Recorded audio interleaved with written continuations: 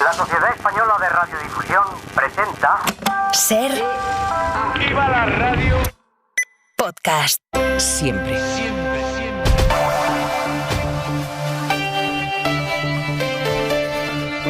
Después de días deshojando la margarita, después de muchas dudas y después de más de un encontronazo tanto en público como en privado, el PP ya tiene candidato para las catalanas, Alejandro Fernández. Y ahora seguramente la pregunta es ¿cuál va a ser su receta para esta comunidad? Es decir, ¿el PP que veremos en los próximos años va a ser el PP completamente beligerante contra el discurso nacionalista o el que habla de nacionalidad catalana, de conflicto político y de la necesidad de mejorar el encaje de Cataluña? ¿Será el PP que ve a Junts como un partido cuya legalidad y tradición no está en duda, con el que se puede hablar? ¿O nos vamos a encontrar ante un PP que propone ilegalizar aquellas formaciones que, como Junts, promuevan referéndums de independencia? Y sigo. ¿El PP que veremos va a ser el que estudia la amnistía aunque sea durante 24 horas o el que antes de leer esa ley ya tiene clarísimo que es injusta e ilegal? ¿Será el PP que critica los privilegios y la insolidaridad de Cataluña o el que considera que esta comunidad sufre una falta de financiación en servicios como la red de cercanías? ¿Va a ser el del bilingüismo cordial? ¿O aquel que acusa a los profesores de poner piedras en las mochilas de los alumnos castellano parlantes? De momento lo que tenemos claro es que el candidato para las catalanas, Alejandro Fernández, es partidario de aplicar la mano dura dialéctica contra el independentismo hasta el punto de que no ha tenido problemas en discrepar públicamente de Feijóo por sus acercamientos a Junts o por algunos de sus discursos. Ahora, no es menos cierto que es el mismo Alejandro Fernández que hace 3 años, en su candidatura para la Generalitat, incorporó a expolíticos procedentes del nacionalismo catalán para intentar pescar entre el antiguo votante de Convergència. Esta vez le va a ir mejor que en 2021 porque se va a comer todo o casi todo el espacio de Ciutadans y también es cierto porque el PP viene de cosechar el peor resultado de su historia en unas catalanas.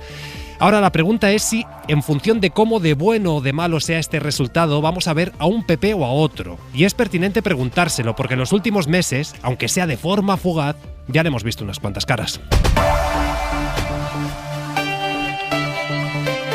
10:02 minutos, 9:02 en Canarias. Hoy en la mesa de análisis de Hora 25 nos acompañan Diego Garrocho, jefe de opinión de ABC, también profesor de Ética Política en la Universidad Autónoma de Madrid. ¿Qué tal? Buenas noches. Buenas noches. Raquel Ejerique, adjunta al director del diario.es. Muy buenas noches. Hola, ¿qué tal? Buenas noches. Y Manuel Rico, periodista corresponsal en España de Investigate Europe. ¿Qué tal? ¿Cómo estás? Buenas noches. No me salía el nombre en inglés. No te ha salido perfecto. Es que el inglés... Es que viene del catalán con Alejandro Fernández y era complicado. Yo ya el bilingüismo vale, el trilingüismo...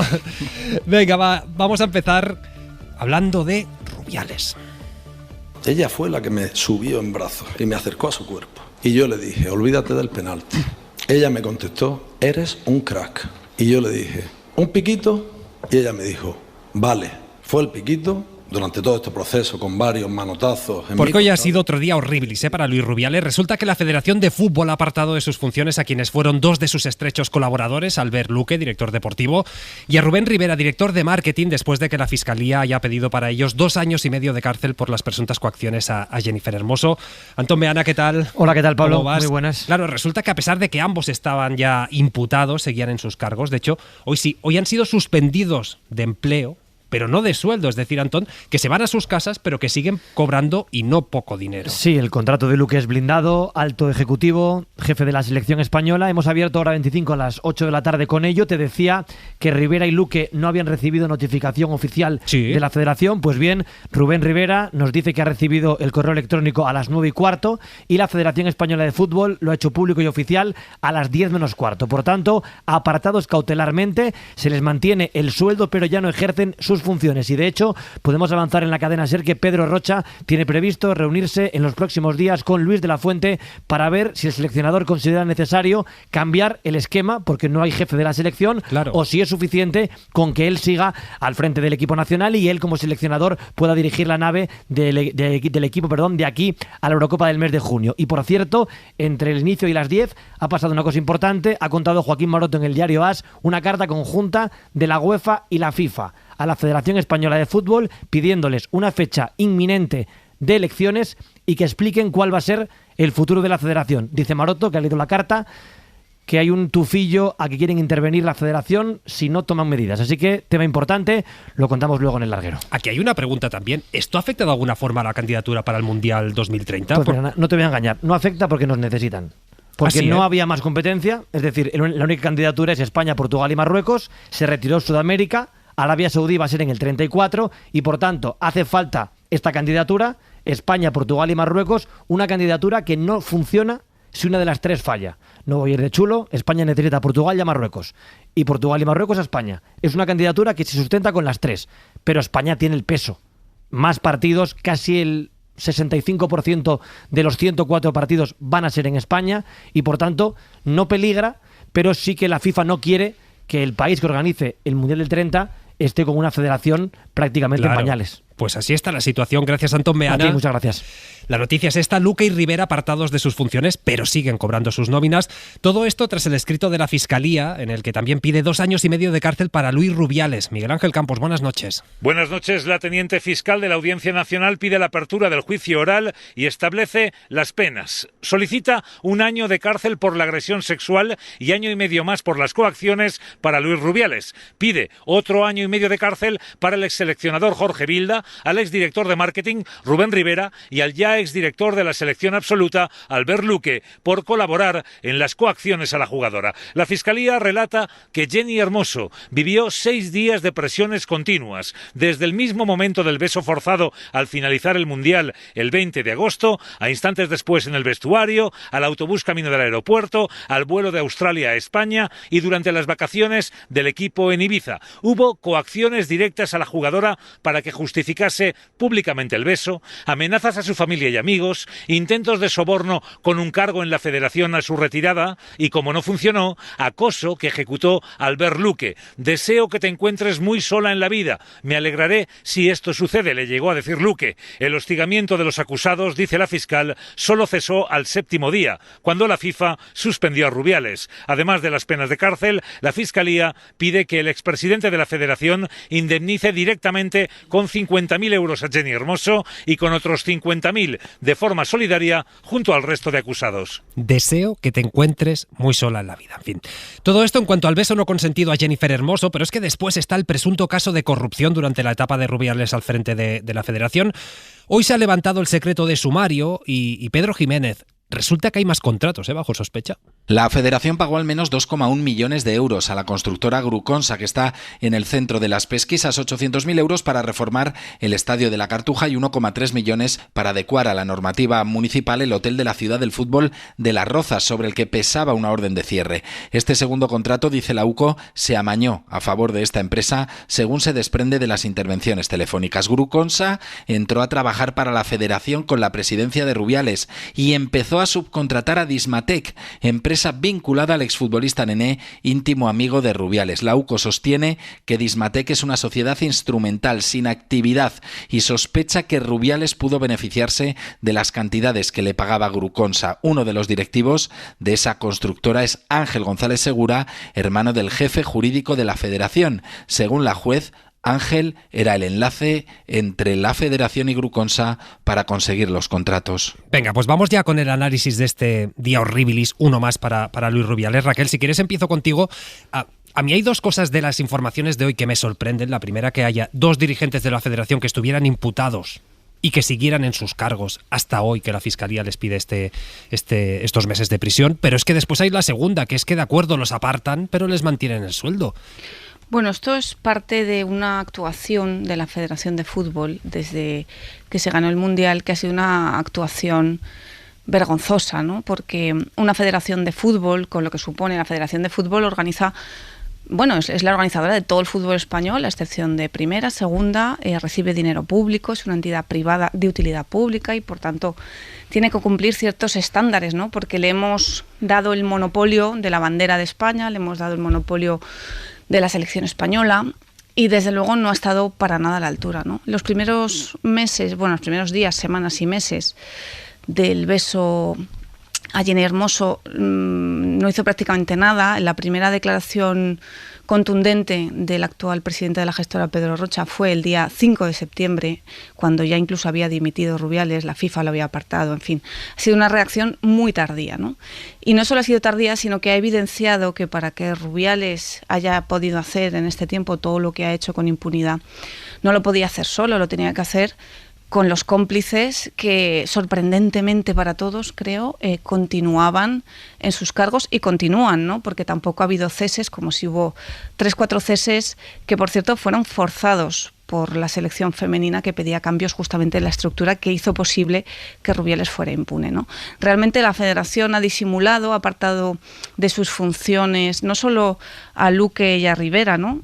Manteniéndoles el sueldo, es que en los registros que hubo el otro día en Las Rozas, hubo implicados, ahora imputados, el director, o sea, es la directiva, el director de Recursos Humanos y el director de Servicios Jurídicos, y tampoco los ha echado ni los ha cesado, ¿no? Y creo que es parte de una actuación humillante, ¿no? También para ellos mismos, porque al final, cuando te han pillado, seas tú culpable o no, sí tienes la responsabilidad de que quede claro de qué parte estás. Y con la Federación no acaba de quedar claro de qué parte están. Han hecho algunos gestos, han hecho declaraciones, pero los hechos nos dicen que no sigue sin estar demasiado claro de qué parte están, porque estas personas, igual que el director de Servicios Jurídicos y Recursos Humanos, pues al parecer están apartados, lo cual puede ser casi una bendición, ¿no? Más que un castigo, si te mandan a tu casa y sigues cobrando.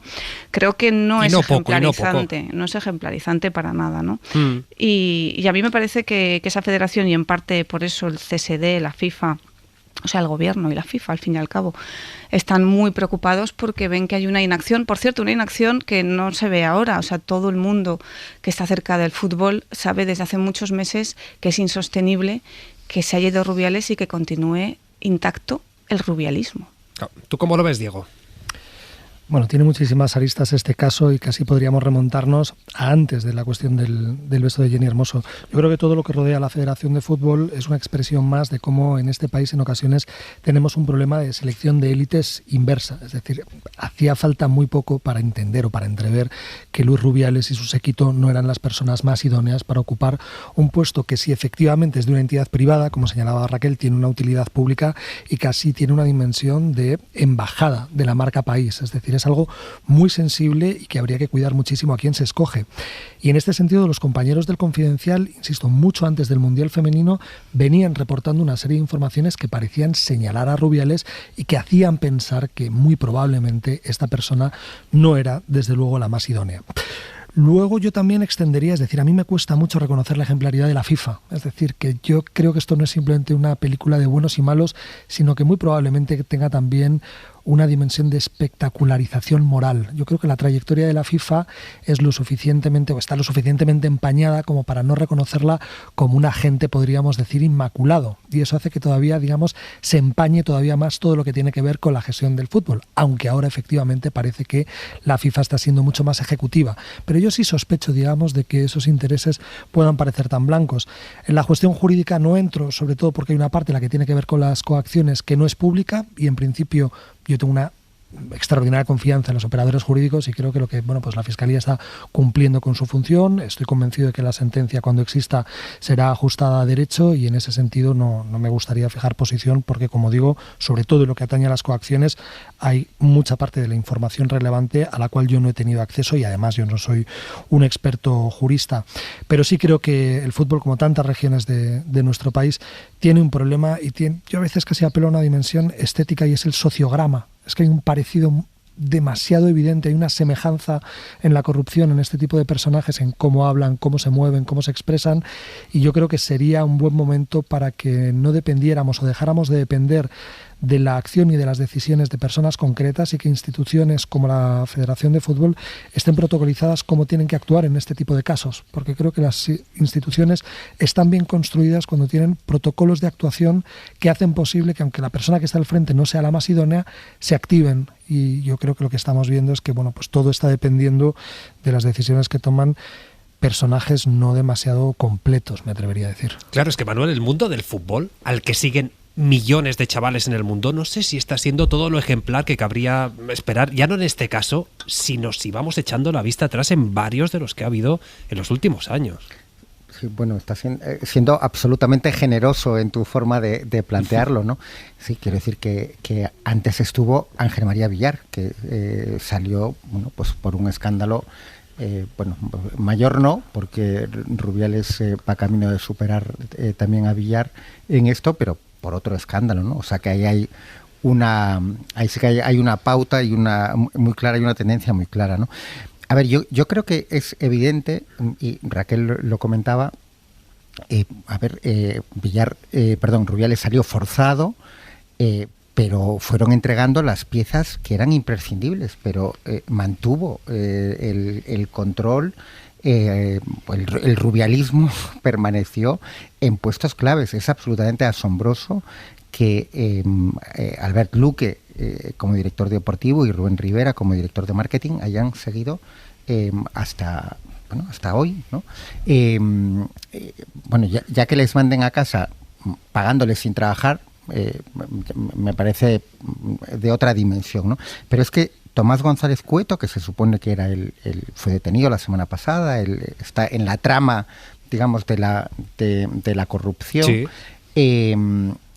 Por cierto, del círculo de confianza de Mariano Rajoy, alto cargo ya en la época de Aznar, y abogado del Estado. Yo creo que, abro paréntesis, en las oposiciones a la abogacía del Estado yo creo que hay que introducir una asignatura de ética. Es absolutamente fundamental. Hay muchos que son abogados del Estado excelentes, yo conozco alguna, pero yo cierro ya el paréntesis, pero yo creo que vendría bien cuando uno mira hacia algunos abogados del Estado famosos en los últimos años. Bien, Tomás González Cueto se supone que era el ideólogo muy cercano, desde luego, a Rubiales.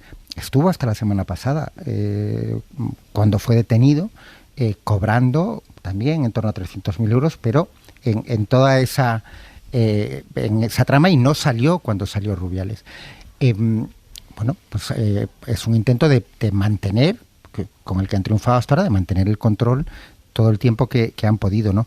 Y a ver, la parte de las coacciones, entiendo que hay que ser obviamente prudente siempre, y además estamos hablando de una instrucción que no estamos hablando del juicio ni nada por el estilo del escrito de la Fiscalía, pero hombre, yo doy por supuesto que la Fiscalía lo que no se va a inventar son declaraciones de nadie, ¿no? Quiere decir que luego, claro, pues la interpretación puede ser una u otra, el contexto, pero las habéis leído al comienzo. A mí también me impresionaron, ¿no? Esas frases de te deseo que te encuentres muy sola en la vida.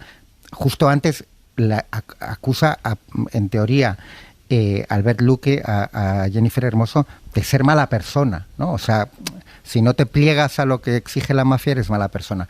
Bueno, a mí me parecen, aparte de gravísimas, estamos hablando de que la Fiscalía pidió 1 año y medio de cárcel por las coacciones, que fueron permanentes durante 6 días, a ella, a una de sus mejores amigas, a la familia. Bueno, pues que define a los personajes, ¿no? Lo grave es que es un delito, pero aparte los define claramente, ¿no? Entonces, bueno, esto es un escándalo absoluto que no hay por dónde coger con lo que ya sabemos. Obviamente la parte penal tiene que seguir su curso. Y luego no olvidemos, y con esto termino, en el tema de la Supercopa en Arabia Saudí, o de las presuntas mordidas relacionadas con el Estadio de la Cartuja. Estamos hablando de presuntos delitos de blanqueo, de corrupción en los negocios, de administración desleal, ¿eh? No es cosa menor, que diría Mariano, del que era asesor González Cueto. Bueno, asesor no, miembro del círculo de confianza, vamos a decirlo así.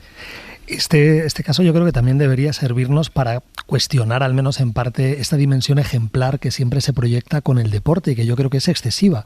Y creo además que en muchas ocasiones los escenarios que espectacularizan mucho la moral, y el fútbol es uno de ellos, ¿no? Los parches contra el racismo, los niños de la mano cada vez que arranca un partido, normalmente lo que suelen esconder es muchas vergüenzas, porque lo que nos estamos encontrando es con un caso que yo creo que se podría abordar desde presupuestos mucho más modestos que cualquier persona entiende, y es que no hay que robar, que hay que tener unas relaciones más o menos cuerdas con las personas con las que uno trabaja. Es decir, son estándares absolutamente básicos que contrastan, como digo, con esa proyección hipertrofiada de la moral en el deporte, que yo revisaría, porque a fin de cuentas los deportistas son personas con una especial habilidad física y poco más, pero que creo que ese presupuesto modesto a veces también hay que trasladarlo y que no tiene que ser ni una escuela de vida, ni una escuela de valores, ni estas cosas a veces tan hiperbólicas que proyectamos sobre el deporte y que a veces, bueno, pues yo me conformaría, ya digo, no sé si estudiar ética les puede servir de algo, yo creo que no. Yo hablaba de los abogados del Estado. Y ahora también los futbolistas y los deportistas y los... Pero que estudiar ética no sirve, vamos, yo como profesor de ética os digo que tampoco sirve de tanto, quiere decir que la aproximación teórica... Hombre, oye, te estoy intentando mandar alumnos y lo rechazas, un poquito de, por favor. Yo creo que a quien habría que ponerle un monumento a la ética aquí de toda esta historia, ¿no?, donde intervienen tantísimos personajes, es a Jenny Hermoso, sobre todo después de conocer que no solo fue besada sin querer, ¿no?, y se le cogió por la nuca y se le acercó la cara y se le dio un beso, sino ahora que conocemos a partir de ese momento tan vergonzoso todo lo que pasó, a la que hay que ponerle el monumento a la ética es a ella, porque muy pocas personas, y seguramente me puedo incluir, pueden aguantar la persistencia, la insistencia a ti, a tu entorno, mensajes amenazantes, que tu jefe, que al final era su jefe, la esperara fuera de los vestuarios, le dijera tienes que hacer un vídeo, me tienes que ayudar, si no se te va a arruinar la vida, te quedan 2 años para la selección. O sea, aguantar esa presión durante días en un momento pues de máxima emoción, con la cúpula de la federación presionándote a ti y a tu familia de esa manera, y aguantar el tipo, no hacer el vídeo, no ceder y llegar a denunciarlo, yo creo que hemos puesto a una persona, la sociedad no, Rubiales y su entorno, ha puesto a una persona al límite de la capacidad de decir, mira, lo dejo, voy a grabar este vídeo y que acabe esto, ¿no? Que es un poco lo que ellos buscaban. Por eso la resistencia, la dignidad y el honor de Jenny Hermoso cobra hoy una dimensión todavía mayor de la que pensábamos que tenía, o al menos para mí, ¿no? Porque ha resistido mucho de sus jefes, de las personas que tenían poder y en las que ella tenía su futuro, ¿no?, puesto. A la ética, al valor y a la dignidad, a las 3 cosas. Yo creo que son las 3 que ha demostrado, ¿no? Absolutamente. Venga, va 10:21, 9:21 en Canarias. Vamos con la política, va.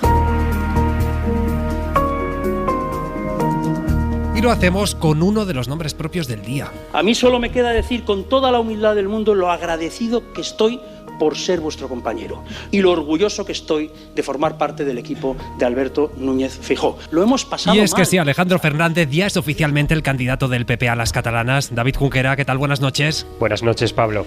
David, tras muchas dudas, tras muchos días deshojando la margarita, tras discrepar en público por los acercamientos del PP a Junts, hoy Feijóo ha bendecido su candidatura, la de Alejandro Fernández, en un acto en el que ambos han querido escenificar que el hacha de guerra, por lo menos en público, está ya enterrada, ¿eh? La cigüeña ha salido de Génova y ha dejado en Barcelona un candidato. Ha sido un parto un pelín delicado, pero el niño os aseguro que ha salido sano, peleón, pero también os aseguro que os va a dejar dormir por las noches. Gracias de corazón, presidente, por tu confianza. Más de media docena de veces le ha dado las gracias a Feijóo un exultante Alejandro Fernández. El líder del PP, por su parte, ha reconocido la complejidad del alumbramiento y se ha excusado. Tenía que escuchar antes de tomar la decisión. Teníamos que escuchar. ¿Sabéis por qué? Porque yo no soy ningún César. Para César ya tenemos al sanchismo. Lo cierto es que le sube el pulgar a Fernández, del que dice es el mejor candidato por este motivo. No porque lo diga yo, que también, sino porque Alejandro es el mejor candidato porque todo el mundo coincide en que así lo es. Es el mejor porque lo es, y el PP es la mejor opción para los que quieran guarecerse del independentismo. Los catalanes que realmente lo que quieren es vivir en paz, solo tienen un refugio seguro, que es el refugio del Partido Popular de Cataluña. Ese refugio ya no sería el PSC, del que dice esto el líder del PP. Aquellos que quieran votar al independentismo tienen 3 posibilidades: Junts, Esquerra y PSC. Por ello pide Feijóo a Fernández que persiga el voto de Ciudadanos. Ciudadanos, con los hechos y con los votos, ha desembocado en nuestro partido. De Vox. Lo que quieren los votantes de Vox es que no se incendie Cataluña. Y también de los socialistas desencantados. Porque nosotros no les vamos a engañar. Les pide esos votos porque asegura votar al PSC es continuar con el procés. Hora 25. Pablo Tallón. Pues Diego, voy contigo. ¿Qué supondría un mal o un buen resultado del PP en Cataluña? ¿Y qué entendemos por un buen o un mal resultado del PP en Cataluña? Esa es una pregunta siempre compleja porque los resultados electorales con lo que se suelen medir o con lo que suele cifrar el éxito o el fracaso son las expectativas. Entonces va a depender de qué proyecten o cuál sea la expectativa del Partido Popular. Hay una manera muy clara y que yo creo que les va a resultar necesariamente favorable porque vienen de un resultado históricamente muy malo y es la comparación entre estas elecciones y las elecciones previas. Y ahí sí todos los sondeos parecen preludiar que el Partido Popular va a mejorar sustantivamente su resultado porque en gran medida va a fagocitar todo el espacio de Ciudadanos y parece que sea mucho más difícil el que pueda haber un corrimiento de tierras del PSC hacia el Partido Popular. En ese sentido, yo creo que la silla era especialmente preciada porque era una silla dulce. Hay momentos donde ser candidato a la Generalitat en el Partido Popular es dificilísimo porque lo que se prevé es que va a haber, digamos, un resultado nefasto. En este caso no. La previsión es que el resultado podía ser bueno y ahora lo que vamos a encontrar es, o lo que se va a medir es hasta qué punto es tan bueno como se sueña, como se espera o como miden los sondeos, o en qué medida puede que se haya, digamos, o que se hayan dejado algún pelo en la gatera con una gestión que sí que no ha sido hábil, porque si finalmente iba a ser Alejandro Fernández el candidato, esta decisión se podría haber tomado tiempo atrás y no habríamos tenido 2 semanas que de alguna manera han servido, no sé si para debilitar al candidato, pero sí para poner en duda, digamos, esa confianza que ha intentado proyectar Alberto Núñez Feijóo. En cualquier caso, y aunque puede que a corto el Partido Popular haga una lectura efectivamente, digamos, optimista de este resultado, creo que si aspiran a gobernar España tienen que recomponer sus expectativas en Cataluña y seguir mejorando. No basta con lo que parece que va a ser la previsión de resultado, aunque, como digo, parece que va a ser buena. Manuel, ¿sale debilitado ahora por estas dudas que ha habido en estas semanas Alejandro Fernández? ¿O nos olvidaremos? Porque al final la campaña también pasa y los días van empujando. Sí, yo sinceramente creo que no. Yo no creo que salga debilitado. Los enfrentamientos fueron públicos, son conocidos. Alejandro Fernández tiene un discurso, o ha tenido más duro, saltó cuando se supo que Feijóo había estado dándole vueltas durante 24 horas a la amnistía hasta que decidió que no, que era anticonstitucional. Como no es un César, tuvo que preguntar probablemente a alguien. A ver, el PP en Cataluña es irrelevante y va a seguir siendo irrelevante después de las elecciones. Eso es lo fundamental. Quiero decir que en Cataluña todos nos podemos plantear cuáles son las cuestiones a las que tienen que responder los ciudadanos en las urnas y de las que vamos a estar atentos. Pues si el independentismo va a volver a sacar mayoría absoluta entre las 3 formaciones que se presentan. Si no es así y el PSC queda primero, ¿cómo se soluciona esa incógnita? Si intentará un pacto de izquierdas con los comuns y con Esquerra Republicana, si intentará, como hay algunas voces, pocas pero cualificadas dentro del Partido Socialista, que creen que habría que intentar un pacto con Esquerra y con Junts. En fin, uno puede tener 8 o 10 preguntas relevantes sobre la noche electoral catalana. En ninguna de ellas está el PP. Quiere decir que el resultado que han obtenido es el peor de la historia. Tienen 3 diputados, creo. Sí. Si ahora le sumas los que consiguió Ciudadanos, que obviamente absorben a todos, incluso pueden restarle algo a Vox. Bueno, da igual. Quiero decir que estamos hablando de algo que no es importante. A nivel, en las elecciones estatales, pues obviamente hay, sí, como ha comentado Diego, bueno, pues siendo absolutamente marginal en Cataluña es complicado, pero claro, ahí la pregunta es, entonces, si estás dispuesto a hacer algo para dejar de ser marginal, que básicamente eres marginal si insultas a la gente, que la gente tiene una tendencia que no le guste, que la insulten, ¿no? Pues bueno, eso ya es para otro debate. Y Raquel, no sé si el hecho de haber puesto tanto el acento en la ley de amnistía, en decir que es una ofensa, una humillación a los catalanes no independentistas, se puede girar como un boomerang. Lo digo porque si planteas estas elecciones en esa clave y todas las encuestas apuntan a que el PSC va a conseguir un resultado infinitamente mayor que el PP, y no solo eso, sino que la suma de los partidos que aprobaron la amnistía en el Congreso va a ser infinitamente más alta que la de los contrarios. No sé si se puede girar en contra este discurso al PP.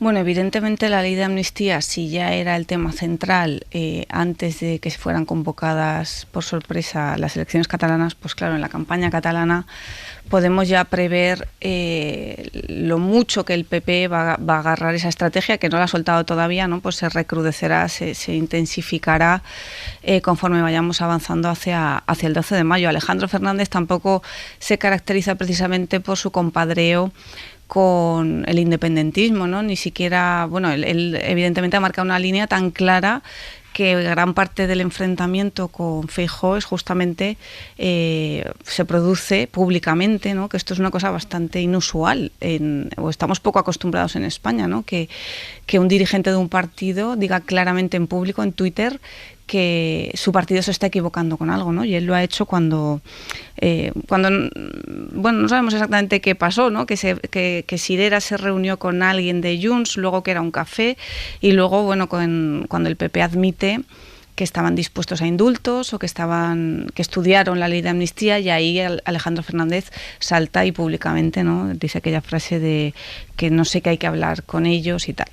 Evidentemente eso le cuesta un enfrentamiento con Feijóo, es decir, o sea, Alejandro Fernández es todavía más duro en el sentido de su visión de lo que es el independentismo, imagino que también de las personas que votan, y va un poco en la línea de un Partido Popular que ha optado por una estrategia que le ha dejado muy solo a nivel nacional, y también, ahora lo vamos a ver seguramente en Cataluña, ¿no? Le ha dejado muy solo porque ha decidido que hay una España que es plurinacional y que ahora ya se vota seguramente más en esa línea, ¿no? Antes era derechas e izquierdas, pero con la irrupción de partidos como Podemos, como Ciudadanos, como Vox, bueno, se ha fragmentado todo muchísimo, y ahora resulta que hemos visto, y el 23J es antes de ayer y lo vimos, que esa fragmentación del voto nos lleva a que surjan, no tanto con fuerza en votos, sino como relevancia a la hora de pactos políticos, porque este país, nos guste, les guste o no a quien sea, se conforma por mayorías parlamentarias.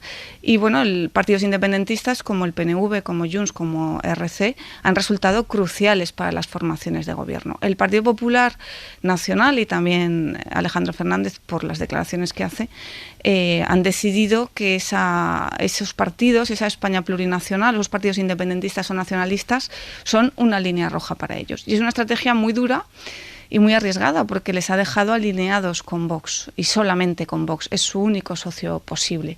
Y hay territorios en los que eso no encaja de ninguna manera. En Valencia, por ejemplo, encajó, pactaron, están gobernando, en Extremadura, pero en Cataluña o en el País Vasco eso es inviable, porque esos partidos no están dispuestos a juntarse al PP si el PP se junta con Vox.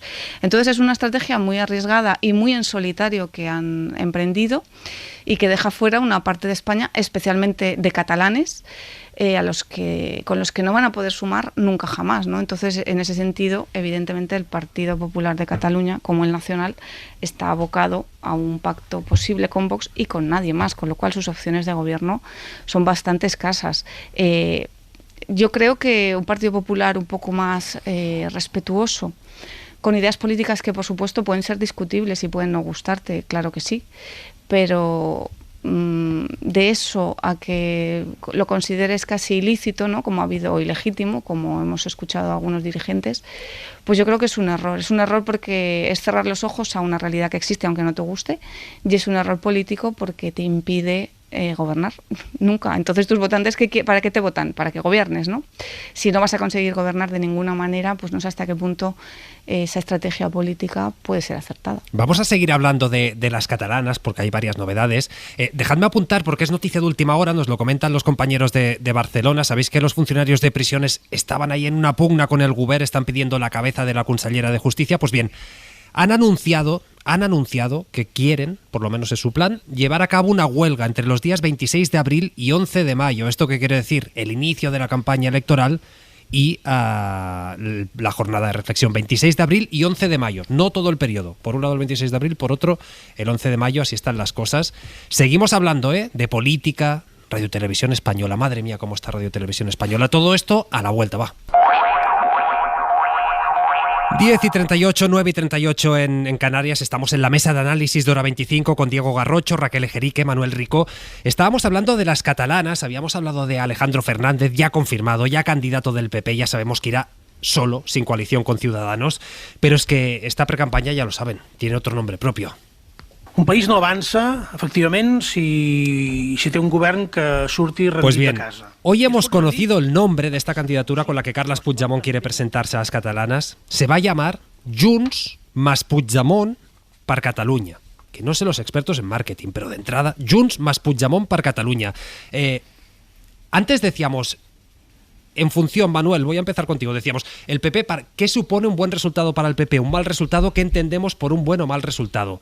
Yo me planteo, ¿y Puigdemont, que lleva años haciendo de la épica, del relato de la confrontación, de esta mística para una parte del independentismo, si no consigue ganar las elecciones, si el PSC consigue mejor resultado, incluso si Esquerra queda por delante de este Junts más Puigdemont por Cataluña, ¿cómo queda su figura? Bueno, a ver, yo creo que también se puede medir en diferentes niveles el resultado, efectivamente, ¿no? Yo creo que para él quedar por detrás de Esquerra sería una catástrofe electoral, tremenda, porque al final Puigdemont lo que intenta enlazar es o vender la idea de prácticamente la restitución de la presidencia que el gobierno español a través del 155 eliminó, ¿no? Es un intento de ya soca aquí, de Tarradellas, pero sí, pero bueno, con menos consenso, vamos a decirlo así. Entonces, claro, si al final las elecciones, que es lo que dicen las encuestas de momento, y ya queda por encima de los 40 escaños con una ventaja muy clara, bueno, pues desde luego la idea de vender la restitución pues habría fracasado. ¿Cuál es la única salida? Que yo creo que es obviamente a lo que juega Junts. Bueno, que las fuerzas independentistas sumen otra vez, la mayoría absoluta, sumen 68 escaños como mínimo, quedar por delante de Esquerra y por lo tanto que se ejerciese, aunque se lleven a matar, que es obvio, han roto el gobierno, sí, están sus relaciones más que rotas, pero que se generase tal presión sobre Esquerra y la CUP que se sintiesen o se viesen obligados a nombrarle o elegirle presidente, bueno, en caso de que esa votación fuese posible, que eso, claro, ese es otro debate, ¿no? Pero bueno, yo creo que esa es su técnica única, y políticamente, primero claro, hay que sumar. Claro, que esa es su apuesta y su única opción de salir triunfante, porque todos los demás escenarios yo creo que no serían buenos para él, obviamente, ¿no? Raquel. Bueno, yo estaba pensando en los titulares, ¿no? ¿Cómo vamos a meter ese partido en el titular? Eso no va a caber de ninguna manera. Imagino que acabaremos llamándole Junts y ya está, ¿no? Será que además Junts, es corto y cabe fenomenal en los titulares, porque claro, Junts más Puigdemont per Catalunya. Y es irónico porque decía Junts, el procés no va de personas. Y bueno, ahora mismo hay el nombre de una persona en el nombre de una candidatura. Es que si algo ha demostrado este proceso hasta la investidura y la ley de amnistía es que justamente hay una persona que lo sabe todo en España, ¿no? Como la canción, o que lo hace todo en España, en este caso en Cataluña. Y desde luego Junts ha fiado su futuro, ¿no? Junts, que también es un partido que estaba buscando, dentro de Junts hay muchos Junts, ¿no? Sí. Pero se han aglutinado todos en torno a una persona que evidentemente es quien decide y desde Bruselas ha decidido lo que se votaba, cómo se votaba, qué se pedía. O sea, es el líder indiscutible del grupo parlamentario en el Congreso de los Diputados, sin ninguna duda. Y ahora, pues evidentemente, marcando también los designios y el destino del grupo en Cataluña, ¿no? Y eso, claro, se la está jugando mucho porque si gana es un mérito suyo, ¿no? Pero si pierde, pues también será un demérito suyo. Y también lo hemos visto en la amnistía. Al final era darle vueltas y frenarla para que acabara entrando el caso de Puigdemont. Y esta candidatura, que por cierto nos ha sorprendido un poco a todos, ¿no? Que no lleva logo, qué tal, ¿no? Las presentaciones que ha hecho en Europa han sido muy personales, muy personalistas. De hecho, con el azul de Govern, porque este es el azul que utiliza el Govern para su comunicación corporativa. Claro, es que ahí le puede rascar o le quiere rascar votos a Pere Aragonés, porque al final el que tiene la acción de gobierno tiene una ventaja muy importante cuando se presenta a las elecciones, ¿no? Porque evidentemente sales en los telediarios, sales en las noticias, puedes aprobar leyes, etcétera. Y en ese sentido, pues claro, Pere Aragonés parte con una ventaja. Pero Puigdemont siempre, también desde las negociaciones con el gobierno central, se ha presentado a sí mismo y en su primera intervención ya lo hizo así, como de una manera muy institucional, como si fuera el presidente en el exilio, ¿no? Prácticamente. Y yo creo que esta campaña pues va a ser en torno a él también, efectivamente. También es verdad que en las últimas elecciones le fue bien, pero no le fue tan bien, quedó un escaño por detrás de RC. De hecho, el PP quedó mejor en Cataluña que Junts per Catalunya, que a veces nos olvidamos. Exactamente. Que el orden fue PSC, después quedó Sumar, después vino, creo que el Partido Popular, Esquerra Republicana, Junts. Sí, por eso el ascendente del partido pues está por ver, ¿no? Si va hacia arriba, bueno, hacia abajo no parece que vaya, pero efectivamente, como decías, Pablo, las elecciones del 23J tampoco dieron un resultado para Junts muy espectacular, ¿no? Y en las autonómicas del 21 pues quedaron un escaño por detrás de RC. Aquí la clave, como viene siendo habitual en las últimas citas electorales, ya no es quién saque más votos o más escaños, sino quién suma con quién. Yo ahora mismo, tal y como están las relaciones y cómo acabó el gobierno cuando salió Junts, veo, todo es posible, claro, todo es cuestión de intereses. También veíamos imposible lo que ha pasado en el Congreso de los Diputados, pero un sumatorio, un gobierno de RC y Junts puede ser porque si lo necesitan y lo quieren, todo es posible. Pero claro, el nivel de pelea interna, ¿no? y que se ha agravado además estos meses con la ley de amnistía y la investidura de Pedro Sánchez, ahora mismo me parece que tendrían que empezar muy de cero con mucha generosidad los dos. Me da la impresión de que irá más por a quién elige el PSC en caso de que las encuestas tengan razón y vaya a tener un éxito en las elecciones. Diego. Yo creo que el nombre de esta candidatura está muy bien elegido porque efectivamente a Puigdemont siempre le hemos visto tomar decisiones en base a un interés personal. Es muy habitual, además, casi es una marca común y frecuente en todos los partidos nacionalistas el decir y el avanzar que no son, de los partidos personalistas, el avanzar que no son personalistas. Es una excusatio non petita muy habitual. Y en este sentido yo creo que el nombre efectivamente está muy bien elegido. Creo que Puigdemont es alguien que normalmente toma decisiones en base a un interés propio. Se ve precisamente lo refractario que es a asumir en carne propia el precio de sus decisiones. Yo tengo un enorme respeto por la tradición de desobediencia civil, pero una de las dignidades esenciales de la desobediencia civil es estar dispuesta a asumir en carne propia las consecuencias de toda esa obediencia civil. En cambio, estos líderes posmodernos como Puigdemont tratan de huir o tratan de no asumir en primera persona ese precio, y creo que esta es una evidencia que además empobrece a un personaje que, recordemos, pertenece a una fuerza política que, en palabras de Pedro Sánchez, era la extrema derecha, los herederos de Le Pen. Y yo creo que cuanto más escuchamos a esta persona, más evidente es que es uno de los personajes estrambóticos de estas maneras de hacer política en el mundo contemporáneo. Claramente creo que su vocación inicial y la primera partida que vamos a encontrar es por la hegemonía del independentismo, para calibrar si han ganado, si han perdido, si tienen un resultado satisfactorio, va a ser determinante que queden por encima de Esquerra Republicana. Casi más me atrevería a decir que luego puedan conformar un gobierno o no. Y luego hay otra segunda plaza, que ahora no la estamos viendo, creo, tan clara, pero que inmediatamente después de las elecciones lo vamos a ver con una claridad meridiana, y es hasta qué punto va a poder seguir chantajeando al gobierno central el partido que no forme parte de la coalición. La previsión, el escenario central, digamos, con los sondeos que existen ahora mismo, es que pueda darse un gobierno de illa, quizá en solitario o quizá con el apoyo de Esquerra Republicana de Cataluña. De manera que lo que no va a encontrar el gobierno central, Pedro Sánchez, es la manera de satisfacer a dos socios sobre los que hoy descansa su mayoría parlamentaria y que son, digamos, tienen casi el mismo tamaño. Digo esto del mismo tamaño porque quizá en el caso de Euskadi sea algo distinto. Si de nuevo lo que nos encontramos es que el PSOE y Esquerra gobiernan juntos o establecen algún tipo de coalición para gobernar en Cataluña, va a ser difícil que el gobierno central satisfaga las demandas de Junts. Pero esto no es imposible. Y si Junts sigue consiguiendo extorsionar al gobierno central y sigue consiguiendo prebendas para sí mismos, y creo que la clave egoísta y personal para entender el funcionamiento político de Puigdemont es claro, creo que ahí se hable otra línea de interpretación. No va a acabar todo simplemente con el gobierno de Cataluña. Bueno.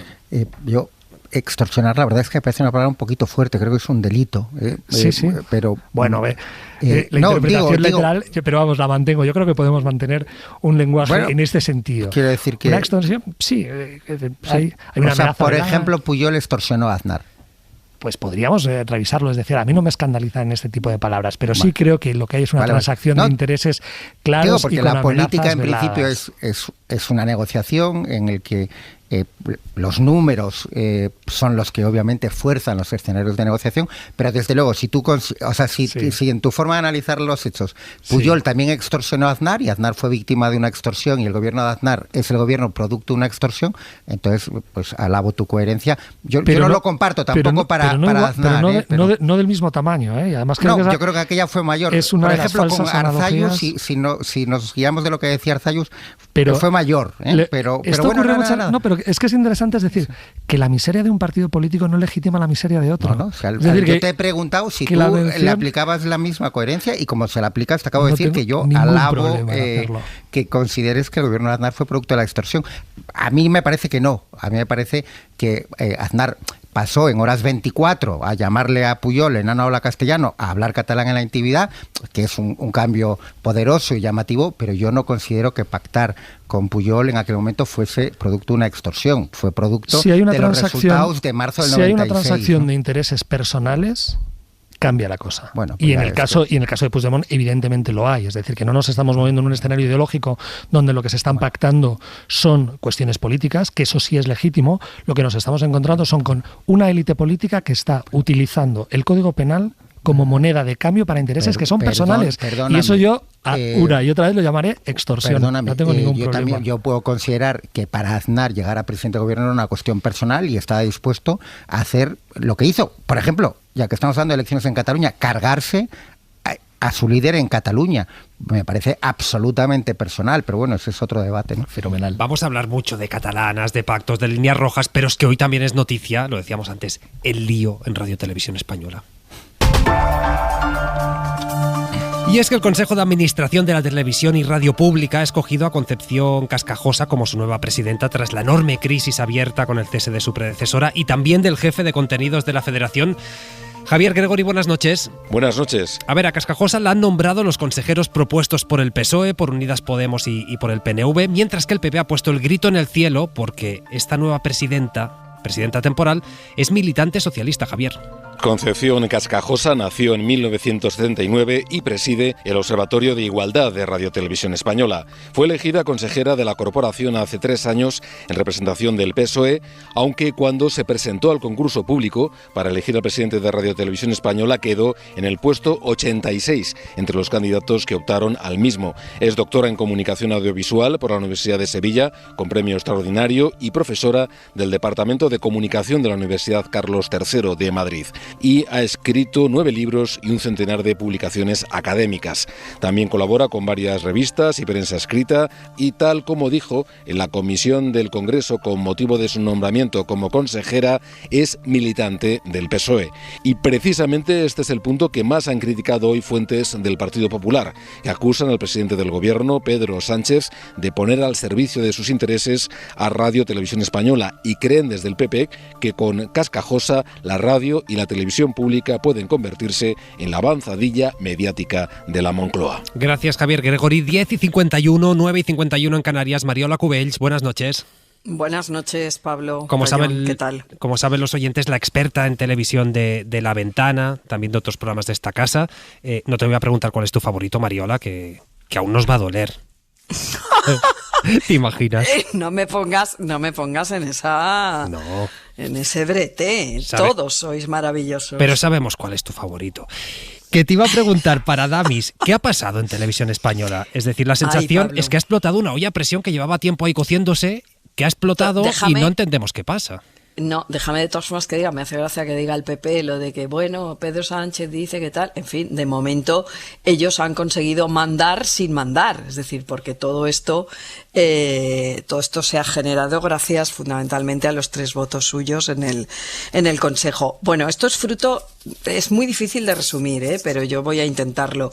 Es fruto de desencuentros varios y de una diferencia absoluta e irreconciliable de criterio, de fricciones, como en todas las empresas, entre una parte que digamos velaba por una tele pública más convencional, que podría ser el caso de Elena Sánchez, quizá menos arriesgada también, más centrada en el peso de los informativos, que es evidente que lo tienen, y luego hay otra parte, que es la que estaba liderada por José Pablo y su equipo, que opta, bueno, pues más por otras variables, con una programación más novedosa, más de prueba-error, por las cuestiones de la digitalización y por una tele que haga un poco de ruido, que yo ya sabes que estoy siempre muy a favor de esto, ¿no? Del por ruido, colocar a la tele pública. Sí, por colocar a la tele pública, pues hacerla visible, porque de pronto hace un año y pico hemos vuelto a empezar a hablar, los que nos dedicamos a esto, de esta tele, cosa que antes no hacíamos, porque estaba ahí como un poco en los márgenes, ¿no?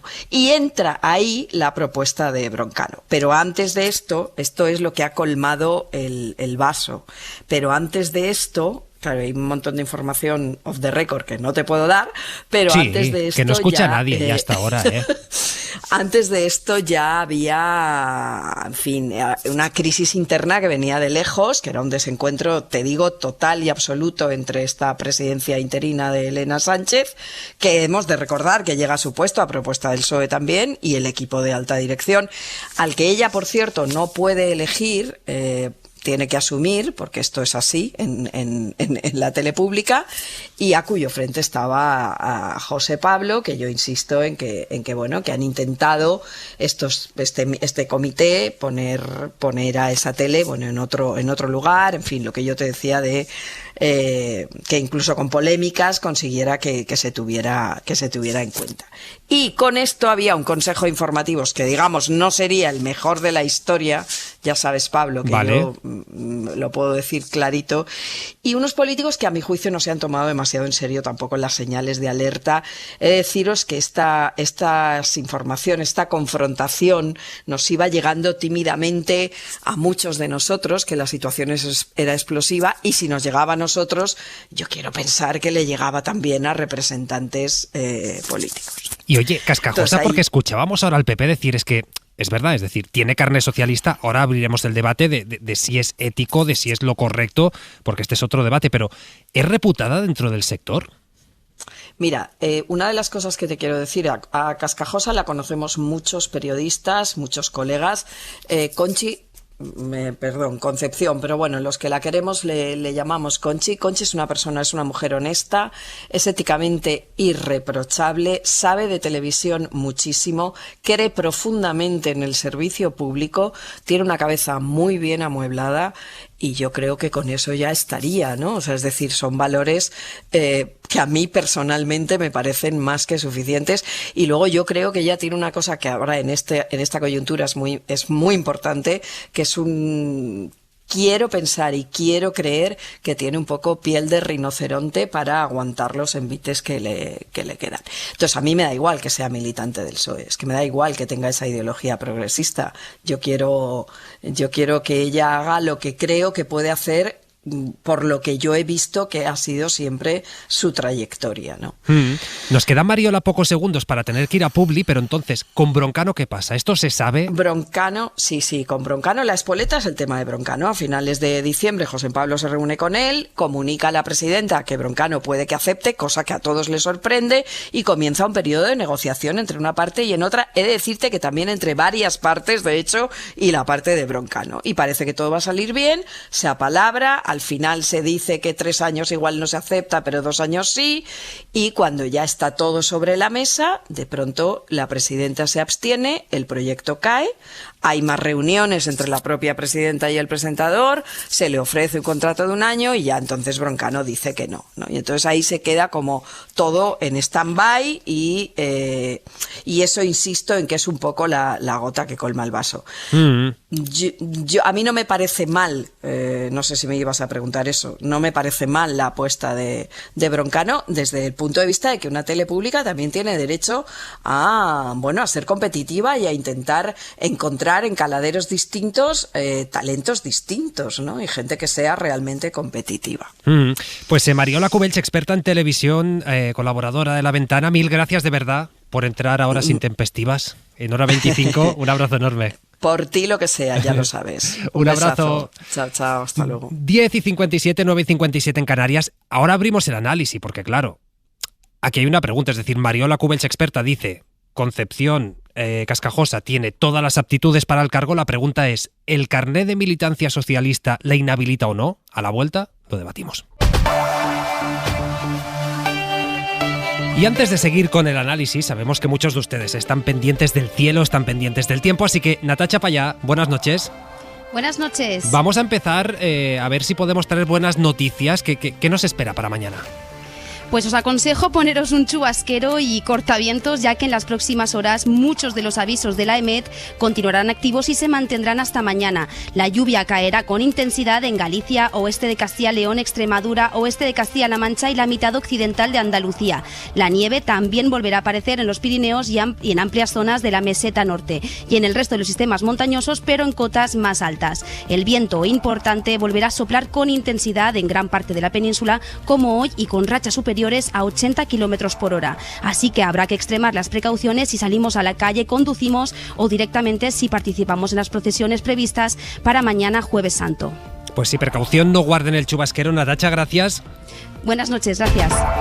Y nos quedan los deportes. Yago de Vega, ¿qué tal? Hola Pablo, muy buenas. Esta noche, ¿qué en Carrusel? Pues mira, nos gustaría mucho más hablar de deporte y otras cosas más meramente deportivas, pero la Federación últimamente nos lo pone todo muy complicado.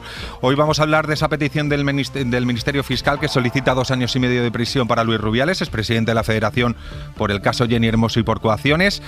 También por los implicados que hay en ese mismo caso de los colaboradores del propio expresidente de la Federación Española. También de esa carta que ha enviado la FIFA y la UEFA a la Federación Española de Fútbol y a su presidente Pedro Rocha para decirle elecciones a la presidencia ya, porque si no intervenimos, algo que además puede hacer la FIFA y la UEFA con respecto a la Federación Española. Sí. Tenemos entrevistados interesantes esta noche en Larguero. Va a pasar Dani Parejo, jugador del Villarreal, va a estar Sandoval, el nuevo entrenador del Granada, y vamos a hablar con Emilio Sánchez Vicario, ya sabes, el extenista, mito del tenis español, para hablar un poco de la situación actual del tenis, en el que parece que si no está Carlos Alcaraz no tenemos alternativas, ni en categoría femenina ni masculina. Parece que si no es Alcaraz no tenemos a ningún otro tenista, así que le vamos a preguntar un poquito por qué pasa todo esto, a ver si hablamos un poco de deporte, hombre. Pues venga, hombre, sí. Gracias, Yago. Buen menú os escuchamos, pero antes sigue Hora 25. Hora 25. Pablo Tallón. 11:04, 10:04 en Canarias. Estamos en la mesa de análisis con Manuel Rico, Raquel Ejerique, también Diego Garrocho. Estábamos hablando de este nombramiento que ha habido en Televisión Española, en Radio Televisión, después de todo el tsunami de las últimas horas, de los últimos días. Concepción Cascajosa, nueva presidenta del ente, nos decía Mariola Cubells, experta en televisión. Nos decía, oye, nosotros la respetamos, sabemos que es alguien que domina el sector, que sabe lo que hace, con lo cual técnicamente decía, no hay nada que decir. Después decíamos, está el debate político y aquí está bien recuperar un corte, el PP lo ha hecho, en redes se ha inundado las redes del PP de este corte de Pedro Sánchez. En el Hoy por Hoy, hace menos de 2 años decía esto. Yo no he puesto a un militante del Partido Popular, como sí hizo el Partido Popular cuando gobernaba, al frente del Tribunal Constitucional. Yo no he puesto a un militante del Partido Popular, como sí hizo el Partido Popular cuando gobernaba al frente de la Radio y Televisión Española. Claro, Raquel, aquí hay quien dice, es que no había otra alternativa prácticamente. Hay quien dice, no puedes invalidar a una buena profesional por tener carné. Hay quien dice, hombre, viendo lo que ha pasado, por ejemplo, en la agencia EFE, que de repente en Radio Televisión Española pongas a alguien con carné, no es ético. ¿Tú cómo lo ves? Bueno, pues escuchando lo que dijo el presidente hace 2 años, lo veo incoherente, claro. También es verdad que hay que reivindicar el derecho a la incoherencia, porque creo que todos lo somos, ¿no? Sería muy difícil encontrar una persona totalmente coherente, pero evidentemente hace 2 años a él le parecía mal y bueno, hoy Carvajosa pues es la presidenta. Quiero aclarar una cosa que es muy importante en este caso, y es que el sistema de elección de Televisión Española no es a dedo, no es que el presidente ha elegido a una militante y la ha puesto de presidenta. Es un sistema que nos hemos dado, que podemos valorar si es bueno o malo, que es que las mayorías parlamentarias nombran unos consejeros y para ser presidente hay que ser consejero, y entre esos consejeros hay unos equilibrios y unos votos. Quiere decir que es un órgano colegiado, se elige por votación colegiada. No es el caso, por ejemplo, del nombramiento del presidente de la agencia EFE o del presidente de Tezanos. Lo digo porque del CIS, lo digo porque como se están haciendo comparativas, ¿no? Pues es que no es exactamente lo mismo. Una elección por decreto, digamos, que una elección colegiada. Y dentro de una elección colegiada nos vamos a sorprender, ¿no?, de que el presidente o presidenta de la Corporación Televisión Española sea una persona que a su vez ha sido consejera, por lo tanto puesta por los partidos políticos del PP, del PSOE, del PNV, Unidas Podemos, todos tienen sus representantes políticos en ese consejo, y de ese consejo surge un presidente. Vamos a escandalizarnos por si hay una vinculación de la política en Televisión Española, pero señoras y señores, si es que el sistema es justamente ese, es un sistema legal que puede ser criticable o no, pero es que es ese el sistema, ¿no? En ese sentido, no le pongo demasiados peros. Otra cosa que digamos, miren, quizá no es el mejor sistema, vamos a quitar la política y al Parlamento del gobierno de la televisión pública. Bueno, es un modelo y puede ser interesante. La gran mayoría utilizan ese modelo, muchas televisiones europeas, pero también se puede hacer de otra manera, ¿no? Con un concurso de méritos de alguna persona externa a la política, que se presente a un concurso público y que gane por su trayectoria profesional, ¿no? Ese es otro modelo, pero es importante aclarar que ese no es el modelo que tenemos. Y en ese sentido, Televisión Española, pues desde su nacimiento, arrastra las ventajas y desventajas de ese modelo. ¿A mí qué televisión española me gustaría? Una televisión española con estabilidad, porque no se puede estar cambiando. Es como cuando cambian las leyes educativas. No puedes tener a una organización de ese calibre adaptándose en cada curva, cada medio año, cada año, a ceses, nombramientos, cambios en la línea de dirección, etcétera. Eso sería muy importante. Y también sería importante que este nuevo consejo y los que vengan tengan muy claro que su labor es hacer, o sea, hacer que otros hagan, poner el sistema de trabajo idóneo para que los profesionales de la información trabajen con independencia, sin sobresaltos y con estabilidad. Y ese sería el mejor consejo que pudiera tener Radio Televisión Española, ¿no? Personas profesionales que se encarguen de no marear, que se encarguen de que la gente pueda trabajar bien, de que no sean un obstáculo y un impedimento, que sean justamente lo contrario, desatascadores de problemas, avanzadores, innovadores. Porque hasta que eso no pase, la gente que está haciendo la radio, la tele y la web públicas, que por cierto en los últimos años han mejorado notablemente su repercusión, su importancia, cómo nos miramos en ellos, pues que puedan seguir trabajando sin tener que estar al albur cada minuto de cualquier lío político, ¿no? Y en ese sentido sí que me ha parecido un espectáculo, la verdad, que no ha estado a la altura del periodismo que se hace en Televisión Española, desgraciadamente. Diego. A mí me parece un suceso verdaderamente vergonzoso por distintos motivos. Creo además que para desafectar este juicio de la cuestión política, de colores políticos concretos, podemos hacer un diagnóstico formal. Si nos preguntaran en abstracto si queremos que Radio Televisión Española esté presidida por alguien que tiene un carnet político, yo con toda la rotundidad de la que soy capaz diré siempre que no, tenga el color que tenga.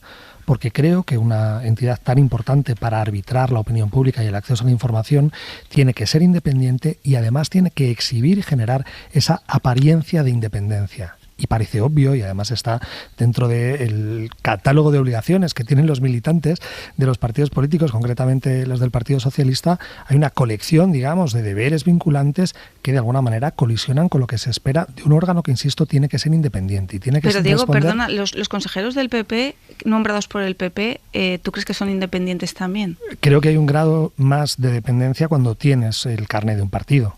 No necesariamente, puede ser afín y ser mucho más intervencionista y mucho menos profesional que alguien que lo tiene, ¿no? No, pero entonces, como yo he comenzado diciendo que me da igual de quién tenga el carnet, lo que sostengo es que quien tenga carnet, no, seguro. Y luego además podemos seguir arbitrando. Si a mí se me pregunta, ¿arbitrarías nuevas fórmulas para alejar todavía más al poder político de Radio Televisión Española? Sí, porque además lo considero una lacra y lo consideran las entidades que además son privadas. Es decir, yo creo que un periodista y que los medios de comunicación, cuanto más alejados estén del poder político, mejor. Tiene que existir incluso una relación de una cierta hostilidad. No creo en el periodismo militante. Creo que el periodismo tiene que nutrirse necesariamente de un cierto escepticismo y de una cierta sospecha de los propios principios y que tiene que ser una vigilancia del poder.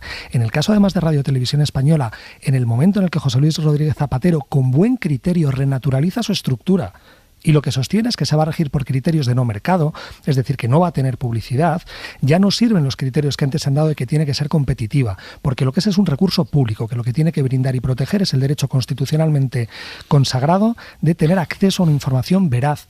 Televisión Española no tiene que competir con Telecinco, ni con Movistar Plus, ni tiene que ser una televisión mayoritaria. Lo que tiene que tener es una colección de contenidos de suma calidad y de suma independencia para que cualquier persona pueda tener acceso a ellos sin ningún tipo de condicionante. Pero a más, cuando nos preguntamos por la idoneidad de la persona que ha sido escogida, creo que tiene poco sentido el que expresemos si la queremos mucho o si la queremos poco. Lo que parece claro es que en un BOE con fecha 18 de diciembre de 2018, el órgano arbitrado para decidir el nivel de competencia de esta persona le dio una nota de 6 sobre 30 y la situó en el puesto 86 de los 95 que concurrieron. Y ese es el órgano que está constituido legítimamente para determinar si esta persona debe o no debe estar al frente de Radio Televisión Española. Y además hemos escuchado, creo con buen criterio, y esto ya siendo una costumbre, digamos, para contrarrestar los argumentos de Pedro Sánchez, que es que el propio presidente del gobierno hace 2 años señaló, y creo que con buen criterio, que alguien que milita en un partido político, por respeto a todos aquellos que no se representan o no se sienten representados en ese partido político, no debe ser la persona que dirija un órgano como Radio Televisión Española.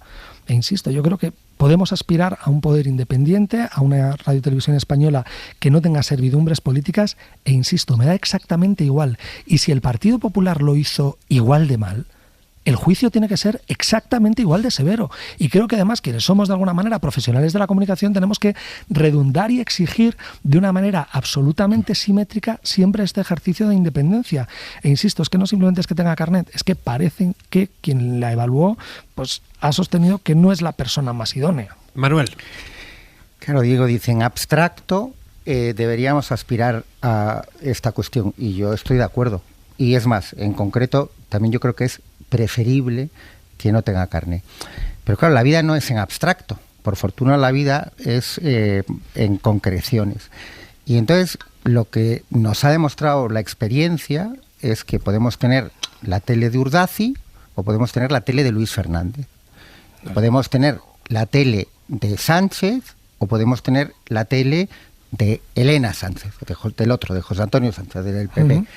O sea, podemos tener una tele que da asco verla, porque es una manipulación permanente, y podemos tener una tele más profesional, en la que se pueden discutir en términos profesionales. Decir, o sea, yo prefiero que no tenga carne, pero lo que no vale es el argumento contrario, que es, si no tienes carne, eres independiente. Claro que no. No. Por desgracia, en nuestro país, y cada día que pasa, por cierto, hicisteis un editorial muy, creo que valiente y acertado en ABC hace poco. Muchas gracias. Pero en nuestro país, por desgracia, hay, yo no les llamo periodistas porque no son periodistas, envenenadores que prostituyen todos los días la profesión y no tienen carne. Combatámoslo. Pero cobran del partido. Pero ¿vale? eso, Bien, eso perfecto, pero entonces es que vamos a bajar de las musas al teatro. Y en el teatro lo que hay es o Urdaci, ¿vale? O Luis Fernández. O Elena Sánchez, ¿vale? Entonces, esta es la realidad. El órgano que la eligió es el único, es el competente, el que hay ahora, porque parece que se podría decir de tus palabras que ha habido como una elección. Yo no he cuestionado la legalidad, he cuestionado la idoneidad. Pero yo estoy de acuerdo en que tanto la nueva presidenta como la anterior, por cierto, no habían sido elegidas, no fueron elegidas por el Congreso, que sería lo ideal. Pero eso nos lleva a otro elemento. El pacto del Consejo de Administración actual lo cerró el PSOE con el PP al mismo tiempo que el del Poder Judicial, al mismo tiempo, lo cual demuestra un poco la inocencia del PSOE a la hora de negociar, porque efectivamente le entregaron en esos términos políticos que yo no comparto medio Televisión Española al PP y 5 años después siguen esperando a la renovación del Poder Judicial. Pero bueno, esto es un paréntesis. Lo que pasa es que es un paréntesis que viene a cuento de, y eso lo comentaba Raquel, es el modelo que tenemos en cuanto a la elección por parte del Congreso. Entonces, no, todos son iguales. No, todos no son iguales. El mismo modelo, podemos estar de acuerdo en eso, puede llevar a unos resultados u otros. Escuchar a dirigentes del PP decir, rasgarse las vestiduras con Cascajosa porque tiene carné del PSOE, hombre, produce un poco de vergüenza ajena. En este país llevamos, hay unos profesionales, que son los profesionales de la televisión pública gallega, que llevan 300 viernes negros, porque se manifiestan los viernes, más de 300, protestando por la manipulación de la televisión pública gallega. Por cierto, la inmensa mayoría de esos 300 viernes negros fueron contra Feijóo. Pero Manuel, ¿podemos criticar una medida concreta sin referirnos al Partido Popular? Porque creo que es casi persistente. Perdóname. ¿Esto está bien?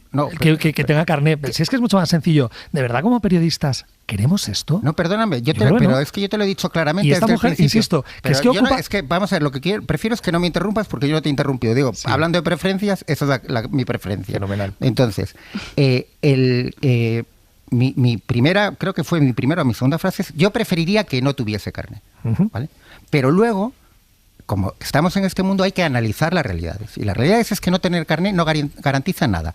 Y que escuchamos la frase que fue por donde empezó, por eso me he referido al PP, del PP rasgándose las vestiduras porque tiene miedo de que Cascajosa vaya a convertir Televisión Española en un órgano de partido, ¿vale? Y creo que el líder del PP es el señor contra el que van 300 viernes negros, que por cierto, si esos 300 viernes negros en vez de en Galicia fuesen en Cataluña, periodistas sin carné nos harían todos los días una portada explicando que el independentismo catalán lleva a Cataluña a la ruina, pero como es en Galicia y fue durante la época de Feijóo, esos periodistas sin carné no dicen nada.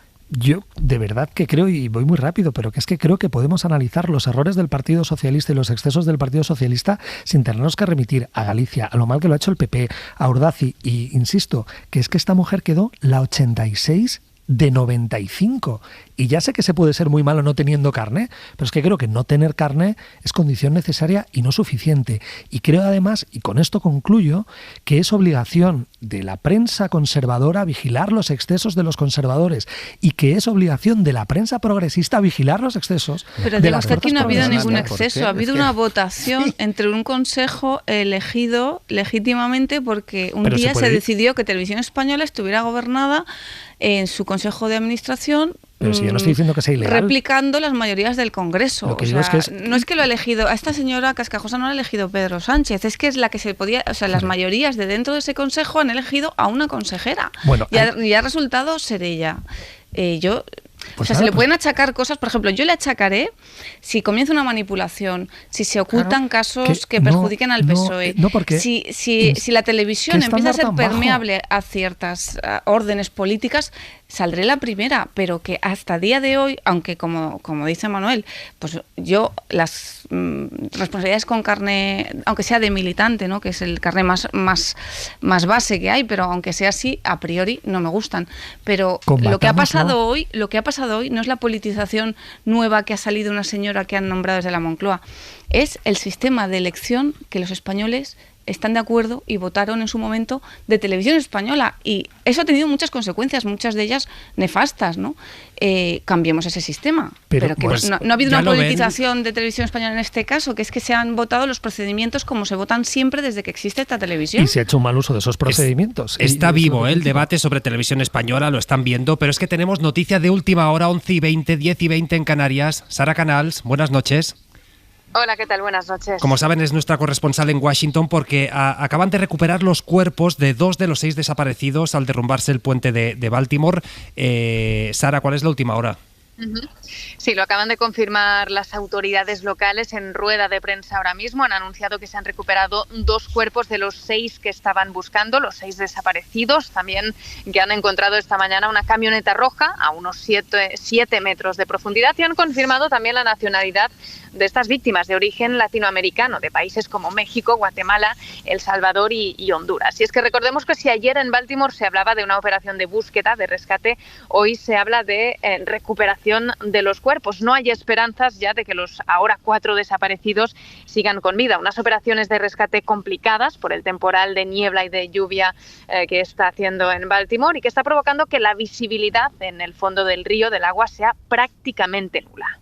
Pues Sara Canals, mil gracias por esta última hora. A vosotros. Y dejad que un día más pasemos por Gaza. Victoria García, buenas noches. Hola Pablo, buenas noches. Porque ya llevamos mucho tiempo narrando el infierno en el que se ha convertido Gaza para centenares de miles de personas, pero hoy hemos conocido un nuevo informe de UNICEF, Vicky, que nos da una nueva muestra de ello. Atención a la cifra, casi 1 de cada 3 niños de la franja ya sufre hambruna y desnutrición, Vicky. Pues el último informe de UNICEF sobre la situación de los menores en Gaza es absolutamente demoledor, con un 31% de los niños menores de 2 años de la franja en estado de desnutrición o sufriendo hambruna. 1 de cada 3. Los hospitales desbordados por la situación humanitaria y las decenas de heridos y fallecidos por los ataques del ejército israelí. Dice este médico de Al-Shifa, uno de los pocos hospitales que continúa operando a medio gas en la franja de Gaza.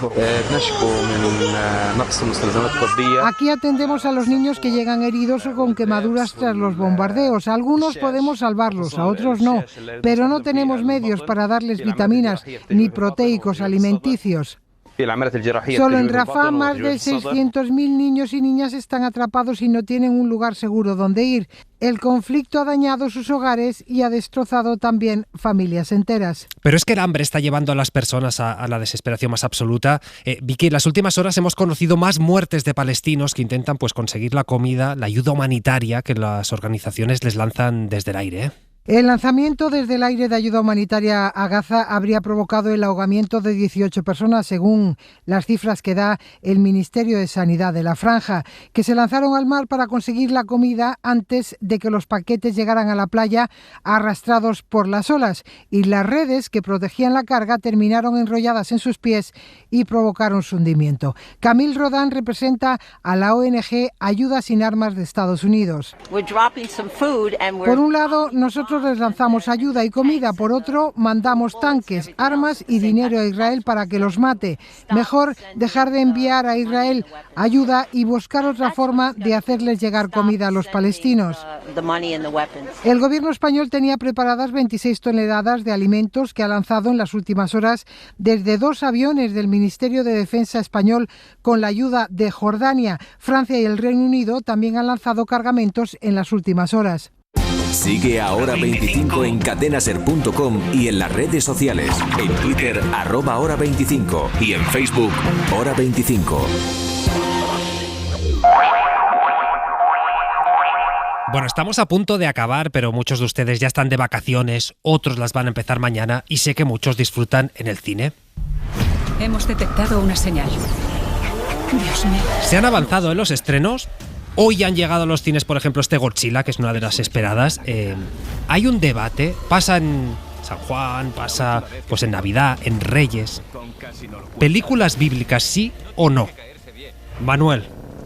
Yo a mí, cada uno vaya a ver lo que le guste. No, a ti, digo. No, a mí no me gustan. A ti no, ¿eh? No. ¿Tú, Diego? A mí sí, yo además todas las Semanas Santas veo La Pasión de Cristo de Mel Gibson. Sí, ¿eh? Sí. ¿Y tú, Raquel, también te ves a Mel Gibson cada Semana Santa? Claro, lo ha puesto yo, fácil, ¿no? Yo un buen Ben-Hur, así que dure bien de horas. Unas torrijas. Y una siesta en medio. Y una siesta en medio que da tiempo de 1 y 2. Fenomenal. Las cosas como son. Esto hace Semana Santa, la construye también. Es decir, estas tradiciones, me pongo la película, me hago la siesta, la veo cada Semana Santa. Esto también pasa. ¿Tenéis alguna pendiente que vayáis a aprovechar estos días o no? Yo es que me voy a aislar y voy a estar lejos del cine. Espero, de dispositivos en general audiovisuales. Esto es muy inteligente. ¿Tú, Raquel? Pues mira, yo si cae algo así a mediodía me lo veo, seguro. No lo voy a buscar, pero si me lo encuentro no lo voy a rechazar, lo voy a abrazar. Con fuerza. ¿Tú, Manuel? Las bíblicas sabemos que no. No, yo preveo dar algún paseo por las playas de Vigo, aunque no haga muy buen tiempo. Pero eso siempre es maravilloso. Maravilloso. Una buena playa de Vigo, llueva, haga sol, disfruten de lo que quieran, de la playa, del cine y sobre todo vuelvan mañana porque volvemos puntuales a Hora 25. Que vaya muy bien, hemos comentado la actualidad con Diego Garrocho, Raquel Ejerique, Manuel Rico, gracias a todos. Gracias. Un abrazo. Buenas noches. Hasta mañana. Hora 25 con Pablo Tallón. Cadena SER. 100 años de radio. Para no perderte ningún episodio, síguenos en la aplicación o la web de la SER, Podium Podcast o tu plataforma de audio favorita.